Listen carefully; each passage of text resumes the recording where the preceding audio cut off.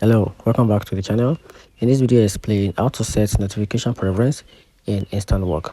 So to set your notification preference in Instawork, open the app and tap on your profile icon. From there, navigate to settings and then select notification. Here, you can customize the type of notification you receive, such as shift offer, messages from employers, and shift reminder. You can also adjust these settings according to your preferences to ensure you receive timely updates relevant to your work.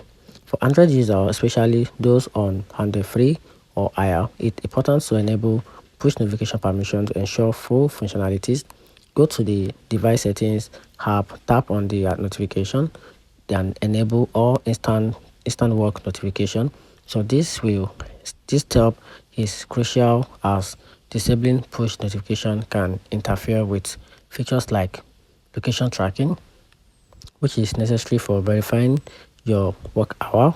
By properly configuring your notification settings, you can stay informed about opportunities and manage your shift effectively. And that's it.